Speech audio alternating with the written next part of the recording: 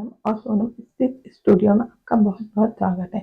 अगर आप भी अपना ब्लाउज परफेक्ट तरीके से बनाना चाहते हैं और आज तक आपके ब्लाउज में कोई भी प्रॉब्लम आई, आपका गला लूज होता है, आपका शोल्डर डाउन होता है, तो ये वाली सीरीज जो मैंने 1 वीक ब्लाउज चैलेंज की सीरीज स्टार्ट की है, इसे आप बिल्कुल भी मिस मत कीजिएगा। इसके हर एक वीडियो आपके लिए बहुत ही इंपॉर्टेंट है।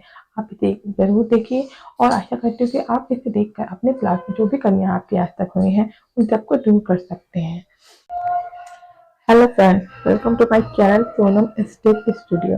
जैसा कि पिछले वीडियो में मैंने आपको बॉडी टाइप के बारे में बताया था और मैंने आपसे कहा था कि हम इस बार 1 वीक ब्लाउज चैलेंज की क्लास लगा रहे हैं, यानी 1 हफ्ते में मैं आपको ब्लाउज सिलना सिखा दूंगी। तो उसके लिए हम सबसे पहले कौन सा ब्लाउज सीखेंगे मैं आपको बता दूंगी। आप चाहे कोई सा भी बनाए, लेकिन अगर आप स्टार्टिंग 4 टक्स ब्लाउज से करते हैं, अगर आपने 4 टक्स ब्लाउज अच्छे से बनाना सीख लिया तो आप किसी भी पैटर्न का ब्लाउज आसानी से बना सकते हैं, क्योंकि हमारे ब्लाउज बनाने की पहली सीढ़ी ही 4 टक्स ब्लाउज होता है। उसमें फिटिंग बहुत अच्छी आती है और उससे हमारे बॉडी टाइप को हम अच्छे से जान सकते हैं कि हमारी बॉडी में कौन सी शेप कहाँ पर देनी है। इसलिए आपको 4 टक्स ब्लाउज ही बनाना है। तो चलिए शुरू करते हैं। मैं आपको बताऊं, प्लीज वीडियो को स्किप मत कीजिएगा। एक एक मेजरमेंट मैं आपको जैसे जैसे बताती जाऊंगी, आपसे उसी टाइप से अपना मेजरमेंट कीजिएगा, जिससे कोई भी मेजरमेंट आपसे स्किप ना हो सकता है आप पहले से ब्लाउज सिलते आ रहे हो, लेकिन ये भी हो सकता है कि आप में कोई भी प्रॉब्लम आपको आ रही हो। अगर आप चाहते हैं कि आपका ब्लाउज बिल्कुल परफेक्ट बने तो आप एक बार मेरे तरीके को फॉलो कीजिए, क्योंकि सभी का बॉडी टाइप अलग होता है। हो सकता है आप अभी तक जो करते हैं उससे आपका ब्लाउज नहीं सही बना हो, लेकिन आज से मैं जो आपको सिखाने जा रही हूँ 1 वीक में, अगर आपको कुछ अच्छा लगता है तो आप उसको जरूर देख सकते हैं। तो चलिए शुरू करते हैं। मेजरमेंट लेना शुरू करते हैं। सबसे पहले टेप को आप मिरर के सामने खड़े हो जाइए। आप खुद का बॉडी मेजरमेंट लीजिए। आप टेप के सामने खड़े हो जाइए ऐसे करके, और सबसे पहले हम लेंगे शोल्डर का मेजरमेंट। शोल्डर का मेजरमेंट हम बैक करेंगे।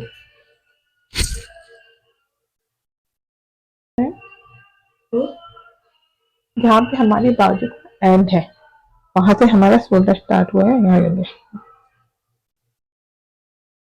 मेरा शोल्डर है 30, 13, 13। ऐसे ही आपको भी मेजरमेंट लेना है। और शोल्डर का मेजरमेंट, अगर आपको कोई भी कंफ्यूजन हो रही है आप एक काम कर सकते हैं। इसके बाद हम लेते हैं फ्रंट क्रॉस। हम अगर हैंड नीचे करते हैं फ्रंट क्रॉस और बैक क्रॉस, मैं आपको बता दूं फ्रंट क्रॉस और बैक क्रॉस बहुत जरूरी होता है आपकी स्टिचिंग के लिए। इसी पे डिपेंड करता है कि आपके आर्म होल पे रिंकल आएंगे या नहीं। आपके ब्लाउज की पूरी प्रॉपर फिटिंग ही फ्रंट क्रॉस और बैक क्रॉस पे होती है। बहुत से लोग ये फ्रंट क्रॉस और बैक क्रॉस को जानते नहीं होंगे, तो मैं आपको बता दूं कि फ्रंट क्रॉस जो हम अगर हैंड नीचे करेंगे तो हमारी स्किन में जो ये लाइन बन जाएंगी, और देखिए बॉडी पे बनती है, बहुत डिफिकल्ट है। बैक में भी हमारे बैक हम हाथ हैंड नीचे करते हैं तो ये लाइन बनती है, कोई बोलते हैं फ्रंट क्रॉस और बैक क्रॉस। तो हमारी जो यहाँ से लाइन स्टार्ट होती है इस लाइन से, इस लाइन के सेंटर से हम यहाँ पे टेप को रखेंगे। तो मेरा आ रहा है 12.5। देखिए आप 12.5 आ रहा है इसका नाम। अब फ्रंट क्रॉस तो हमने ले लिया, और लेकिन बैक क्रॉस हम नहीं ले सकते, तो उसके लिए क्या करेंगे, फ्रंट क्रॉस में हम 1 इंच ऐड कर देंगे। लेकिन सभी का ऐसा नहीं होता, किसी के फ्रंट क्रॉस, किसी के बैक क्रॉस में 1.5 इंच का भी अंतर होता है, किसी में 2 इंच का भी अंतर होता है।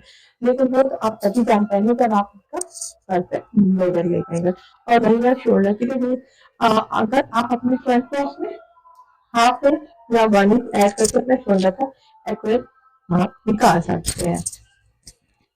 अब इसके बाद आता है हमारा चौथा मेजरमेंट है। हमने शोल्डर ले लिया, फ्रंट क्रॉस ले लिया, बैक क्रॉस में ले लिया, अपने ले लिया है शोल्डर, आर्म होल। तो हम लेते हैं आर्म होल। आर्म होल के लिए हमें मेजरमेंट कैसे रखना है, यहाँ पे ऐसे करना है, अपने पूरे आर्म पे हमको गोलाई ऐसे मेजर करनी है। 16.5 मेरा लेफ्ट साइड का आर्म होल आ रहा है, 16.5 आप देख सकते हैं। ऐसे ही हमें दूसरा साइड का भी आर्म होल लेना पड़ता है, क्योंकि कभी कभी ऐसा होता है कि एक साइड का आर्म होल कम होता है, एक साइड का ज्यादा होता है। नॉर्मली तो ये दोनों में बराबर ही होता है, लेकिन किन्हीं किन्हीं जगहों में ये कम ज्यादा भी हो सकता है। तो आप याद रखना है कि आपको दोनों साइड का भी आर्म होल लेना है।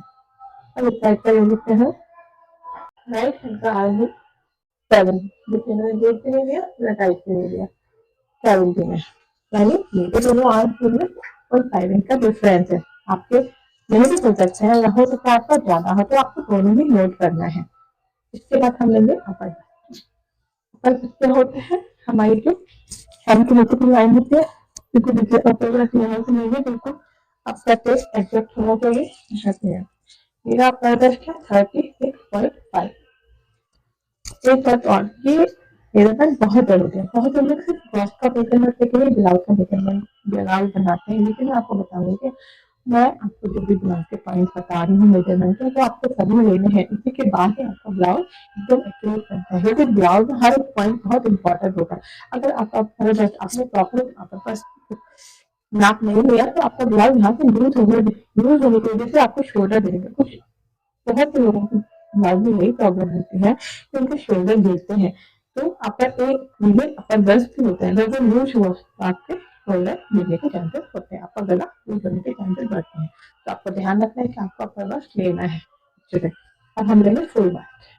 तो फुल ब्रस्ट कैसे लेंगे, तो सेंटर में हम अपना टिप को रखेंगे, देखेंगे टिप को फोल्ड तो नहीं है। तो मेरा फुल ब्रस्ट 39, ठीक है। इसके बाद हम लेंगे वेस्ट। तो वेस्ट हमारा यहाँ फिनिश हो रहा है, ये हमारी लोअर वेस्ट होती है। इसका जब हम बैन को ब्लाउज पे कटोरी ब्लाउज बनाते हैं, उसके लिए हमें लोअर वेस्ट का मार्क करना पड़ता है। तो मैं यहाँ से लेती हूँ अपना अपेक्स पॉइंट। मेरा अपेक्स पॉइंट 11 होगा। हम डिफरेंट हम अपनी बॉडी को ले सकते हैं। जैसे कि मेरा आ रहा है 8, और इसको फॉर्मूले के अकॉर्डिंग भी निकाल सकते हैं, लेकिन सबसे अच्छा रहना कि आप जिसका भी अपना जिसका भी आप नाप ले रहे हैं, उसी की बॉडी को उसका अपेक्स पॉइंट भी आप नोट कर लीजिए। इसके बाद आता है, ये आपकी वेस्ट होगी, ये को भी हमारी जहाँ पे भी ऐड होते हैं, जहाँ से मैं कमर होते हैं, आप इसका नाप ले सकते हैं। कमर का नाप लेंगे हम अपनी साइड पर लेंगे। मेरी कमर है 32, मेरी कमर है 32। अब इसके बाद बात आती है हमारी लोअर वेस्ट की। यहीं से ले लेंगे अपनी लोअर होती है, मेरी लोअर वेस्ट है, तो वेस्ट को बिल्कुल अंदर तक करेंगे। यहाँ पर देखिए मेरी लोअर वेस्ट आ रही है 14.5, तो हमारा फुल फर्स्ट कवर हो रही है 14.5। ये हमारे ब्लाउज के फुल लेंथ है, तो यहाँ पे हम टेप रखेंगे, और लोअर वेस्ट 14.5 है, तो हम 1.5 से 2 इंच की डाल के लेंगे। उसके लिए 14.5 की जगह 16 तक ले सकते हैं। मैं अपने ब्लाउज की लंबाई 15.5 ले रही हूँ, आप अपने अकॉर्डिंग रख सकते हैं। उसके बाद नाप देखिए, फ्रंट से हमारा स्ट्रेट रहता है, इसलिए फ्रंट से हमारे ब्लाउज की लेंथ ज्यादा रहती है, और बैक में हमारा फ्लैट रहता है, तो बैक की लंबाई कम रहती है। तो बैक की लेंथ हम क्या करेंगे, ऐसे करके मैं आपको बता दूं, देखिए जहाँ तक करेंगे 14.5 भी रखती हूँ, 14 तक रखूंगी, 1 इंच कम रखेंगे। फ्रंट की लेंथ हमारी ज्यादा होती है शेप की वजह से, और बैक की लेंथ कम होती है।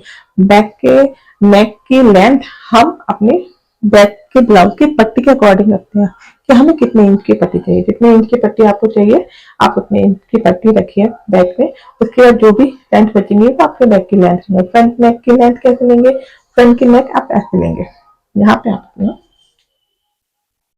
आप शोल्डर के सेंटर में आप अपने पॉइंट रखेंगे, और फ्रंट नेक ऐसे लेंगे, 8 इंच रखूंगी। देखिए पे आप लेंगे, मेरा 8 इंच है, आपका जितने भी इंच पे आएगा आप अपना फ्रंट नेक की लेंथ ले सकते हैं। अब बात ये है नेक की चौड़ाई के बाद।